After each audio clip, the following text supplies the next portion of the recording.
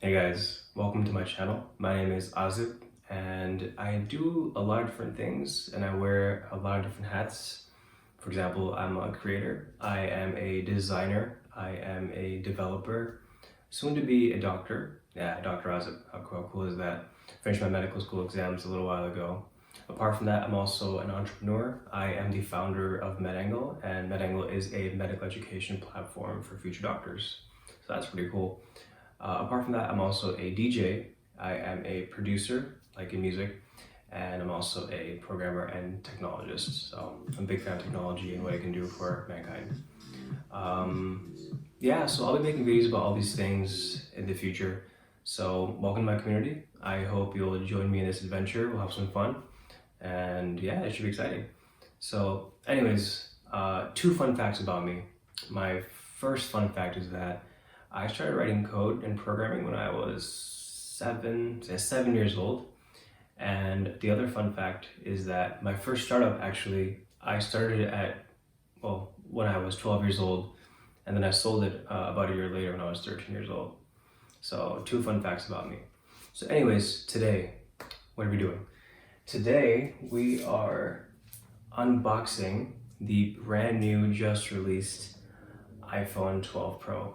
And I think this one is the best one. I'm calling this one the iPhone 12 Pro, and yeah, bear with me, I'm calling it Magnetron Gold. And yeah, that's a reference to the Ocean series when they're in a casino. And I'll be talking about what I think about it, my first initial impressions, stuff I like about it, stuff that I don't like about it, and then some of my future thoughts about where this phone and where Apple's really taking the iPhone lineup. So yeah, let's get to it, shall we? Wow. So here we are. It's time to unbox this thing.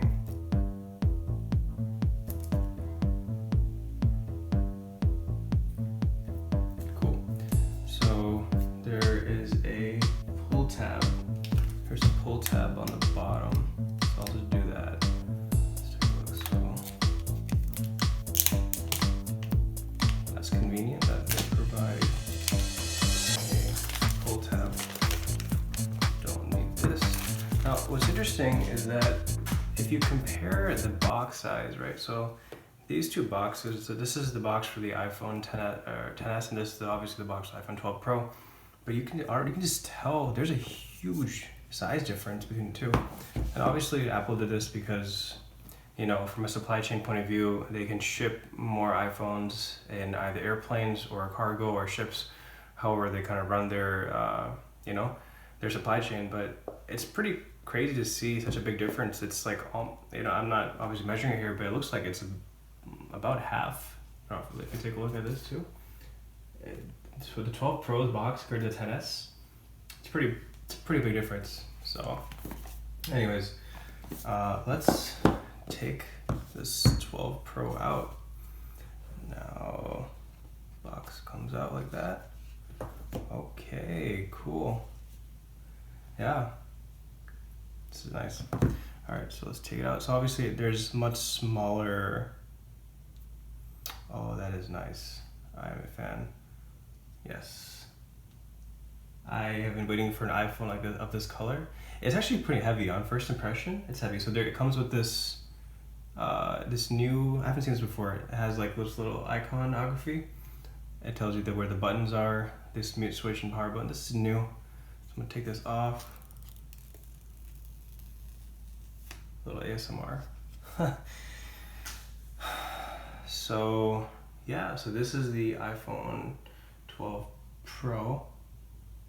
These sides are gorgeous, like stainless steel, the kind of gold. Like one of my favorite colors is gold. Actually, black and gold are my two favorite colors. I like metallic colors a lot in general, but these stainless steel sides are really nice. I'm a really big fan. Even the previous iPhone 11 Pro in gold, and the one even the 10s in gold wasn't that great. I wasn't a big fan of it. But this is nice, and I love the grip of this. Let's see if it powers on. Yeah, it's powering on, so turning it on. But a couple of things about this. So this is a 6.1 inch display. This is actually the same size as the iPhone 11 from last year, and this is the same size as the iPhone 12 of this year. And this thing starts at US $999 for the 128 gig, and it goes up accordingly for the 256 and 512. Now, I'm gonna put this to one side for a sec. There is a standard, what's different is they now ship a USB-C to lightning cable. And that's an interesting decision because they talked about the environment in their keynote and product announcement. And I can understand that, but if they really wanted to save the environment, I mean, these are all good changes and I support that, but surely you would ship a lightning to a USB-A to lightning cable, because people already have those bricks and so forth in their houses. And the people who haven't bought a USB-C device recently, they have to go and buy a new. Anyways, yeah, so curious decision. And obviously they didn't include the power brick or any headphones in the box. So a little curious. Obviously Apple's trying to push their AirPods and their wireless headphones line onto consumers, which obviously from a business point of view, I get it. But I don't know, it's 2020, there's a pandemic going on. I just would like to see some sort of concession. Maybe they should have either reduced the prices a little bit, or they should have, at the very least, like I would have liked a braided cable, because these cables still break really easily. You all know what I'm talking about. These cables break really easily, comparatively, obviously. What else in the box? I don't really need this wire. I'm gonna put it back in the box, but let's see. There's this little new, much smaller manual. Oh, that's cool. There is a SIM removal tool. No, actually they've always shipped this. So SIM removal tool. It's like really tiny manual because everyone obviously knows now. And then there's a not frosted, but like a frosted adhesive Apple sticker. So cool. I'll put this to one side. I don't really need this. So let's get into the phone itself. Now, like I was saying, so this is their new, what do you call it? This is a new 6.1 inch display, and they call it their Super Retina XDR. And what that really means is that this is the brightest display that is shipped on an iPhone. XDR was taken from their Mac Pro monitor naming. So this is the brightest iPhone. I think it's the brightest iPhone yet at 625 nits standard, and then it can go even brighter than even the iPhone 12.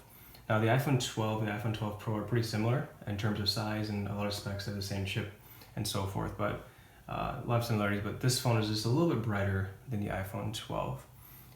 You lose, so if you're coming from the iPhone XS, you lose 3D touch. Instead, the 11 Pro and the iPhone 12 have haptic touch. So that's a little bit of a bummer, but that's okay. I never really use 3D touch that much anyways.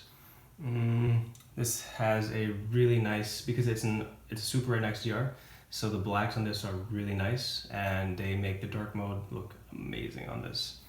So now the back isn't as gold as I thought. It's more of like a, I don't know, it's more of like a, it's like a white, but the Apple logo on the back and the stainless steel sides are a nice gold. So also you see here there's a new design feature, or not design feature, but a new thing on this year's iPhone 12 Pro. There's a millimeter wave antenna. So this little thing you see right here, this is for millimeter wave 5G in America. Now most people in the world, including America, won't have access to millimeter wave 5G. It just doesn't exist. The infrastructure isn't there for it. So I don't know. It's a little strange. And by the way, only the US models will get this. This is not available in Canada and Europe as far as I'm aware. So yeah, this thing right here. Now what's interesting about the gold color, and here's why I think it's the best one. The gold uses, so basically there's Pacific blue, there's graphite, which is the replacement of space gray, there's silver, and then there's this gold. Now what's interesting is that this gold has a new finish, and this new finish has a different technology compared to the other colors. Now what it's called, and I'll read from it, it stands for, it's a special high power impulse magnetron sputtering process. So basically the really shiny gold, this finish is done differently compared to the other three iPhone 12 Pros, like I said, Pacific blue, graphite, and silver. So the reason why I think this is the best iPhone is because the stainless steel size on the Pacific, and most stainless steel things, they look at your fingerprints, they'll track them pretty well. But the iPhone 12 Pro, which I'm calling Magnetron Gold, it's going to take up less fingerprints. So that's why I think it's the best one. And I also love the color. So this will be a bit more durable when it comes to finish and I guess a fingerprint attractor compared to the other colors that are available on the iPhone 12 Pro. I think those are your standard PVD finishes, so the iPhone 12 Pro is going to be a bit different. What I like about this iPhone 12 Pro is that it has 6 gigs of RAM compared to the 4 gigabytes that you'll find on the iPhone 12 standard. And that's good for long-term future-proofing and stuff like that. This has obviously a triple camera setup with the LiDAR. So this one right here is a LiDAR sensor, and that's really helpful for augmented reality. And for me, I'm gonna find it useful because I've been doing a little bit of experimentation with AR apps and AR technology. So for me, that's interesting. I don't think it's something that most people will really ever need, or at least not in the very near future, but we'll see where that goes. So I love the 6 gigs RAM. I like the fact that it has a LiDAR sensor, and they've improved some of the camera features. I won't get into details of that specifically here, but that's cool. They've bumped up the entry-level storage on the Pro line. So instead of 64 gigabytes of storage on the iPhone Pro series, like on the 11, it now starts at 128. So that's obviously welcome. And I think 128 gigs is quite a bit of storage. So unless you're doing professional photography or just have a huge collection of music, maybe like I do, 128 gigs is probably enough for you. But if you need more storage, obviously Apple is happy to sell you a bigger capacity. And this design though, let's talk about the design in general. The gold color, I'm a big fan, you guys probably figured that out. I love the gold in this. This is amazing, it's gorgeous. But doesn't it remind you of the iPhone 5? I mean, I know for me, it's really reminiscent of the industrial design of the iPhone 4, the iPhone 4S and the 5 and the 5S, even the iPhone SE, which I still have one of. I love the flat edges. It just makes gripping a phone a lot easier. I don't like rounded phones because they feel kind of slippery in your hand, it's like you're putting your pocket's gonna fall out. I don't know, it just doesn't feel secure, and this is just nice and easy to grip. A lot more grippable to me than the iPhone XS and the iPhone 11 Pro. Just easier to hold, just feels nicer in your hand. So that's cool. Let's talk about what I don't like in the iPhone. So what I don't like is that they made it a little bit bigger. It's not that big of a deal. I mean, the phone sizes are pretty much comparable. I just wish they kept it in the same size. There's nothing wrong with 5.8 inches, but I don't know. I guess some people wanted a bigger phone size. I don't like phablets. I don't know about you guys, but let me know what you think in the comments too. But I like phones, for me as a guy, I put a phone in my pocket. I don't like a giant thing sticking out of my pants. I don't like a giant phone thing in my pants. It's just, it doesn't look good, right? So that's one thing I don't like. I also don't like the fact that it has a smaller battery. Now, this obviously is due to the A14 Bionic chip that they put in, and obviously they made improvements. Apple Silicon team is really awesome. Johnny Strauji and the Apple Silicon team they do great work every year consistently. But obviously they had to put 5G in the phone, and this millimeter wave antenna that you see here, obviously that's part of the reason why. But I don't know, I just wish they would have increased the battery size, and this is a Pro phone, so it doesn't really make sense why it's the same battery capacity as iPhone 12.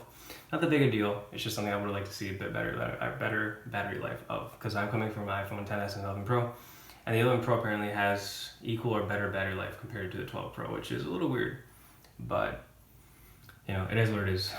Oh yes, one more thing Apple I think really missed out on in terms of opportunity. This thing only has Face ID, and the Face ID speed and performance is equivalent to that of the iPhone 11 Pro as far as I'm aware. Now, it's 2020, and we wear masks. We're in a pandemic, in case you're living under a rock.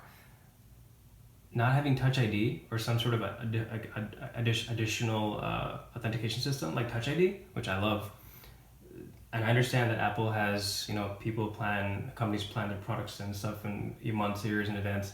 But I don't know. I just feel like they really missed out by not having Touch ID built into the fingerprint, the power button, and which they did in the iPad Pro, which is being shipped out as we speak to customers. So I feel like they could have done that. I feel like if they did that, that would have been a big hit and would have made up for a lot of shortcomings. But it's a big miss that I personally was disappointed about.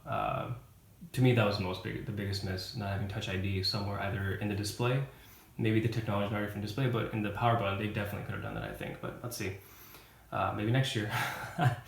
And apart from that, the other big thing that is being really hyped up is that there is a magnetic charger, which I did not get. I am not a big fan of the MagSafe charger that they announced for this. I already have Qi chargers, and they work fine for me. I don't mind my phone charging a little bit slowly. If I need to charge faster, I can simply plug in the cable, lightning cable. But I feel like this is kind of laying the foundation for a wireless future where Apple will be removing the lightning port. So I'm not sure about that. Let's see where it goes. But it seems likely because they make more money by selling additional accessories. I do like the fact that the MagSafe charger still supports Qi standards up to 7.5 watts. That's nice. But let's see. Anything else I want to talk about? Yeah, that's one more thing. People are talking about the lack of a 120 hertz display or a ProMotion display. And ProMotion is nice. I have it on my iPad Pro, and you can tell the difference, especially when you're writing notes, or for example, when I used to take notes for class, or if I'm sketching ideas for an app screen or whatever, designing stuff. That it's very noticeable. But I think for the average consumer, people won't really notice ProMotion. And obviously, I do understand that there is a hit on battery life due to the refresh rate. But I think Apple will nail it next year, most likely, probably with a very low refresh rate, because most content that's consumed is not in a at higher refresh rates. It's typically at 60 or less, unless you're doing some kind of gaming. That makes sense, but I don't know. I'm not a big gamer, so I'm not sure what people's opinions are about that. So yeah. Now, who needs the iPhone 12 Pro? I will make a new video after I use this for a bit and kind of get a feel for it. Because I've been using the iPhone XS for a very long time, and I'm very happy with it still. It's a great phone. But so it's time for an upgrade for me, for battery life, and then just for having a more upgraded camera system, and just being able to do more, especially with evaluating future technology. For example, the A14 Bionic brought a lot of changes, especially to machine learning and AI. So their AI accelerators got more powerful. A lot of the AI capabilities of this phone just took great steps forward, especially with their 4th gen neural engine in the A14 Bionic chip. So for me, I'm really curious to see how that works out when it comes to iPhone apps. So yeah, this was a quick, I guess not really quick, this is a kind of in-depth video of the iPhone 12 Pro and what I'm calling Magnetron Gold. So I hope you guys liked the video. Let me know what you think. If you're getting an iPhone 12, let me know. If you're getting a 12 Pro, if you're waiting for the 12 mini, if you're waiting for the 12 Pro Max, let me know in the comments. Let me know what you think. And I'll be doing a more in-depth review of the iPhone 12 Pro, how I like it actually after using it for a bit. And I'll be talking about iOS 14 as well, because I still haven't upgraded my 10. I've been on iOS 13, just I've been so busy. So I'll be posting a video of iPhone 14 or iOS 14 and my additional thoughts after kind of go through this phone and see how it is. So yeah guys, thanks for watching.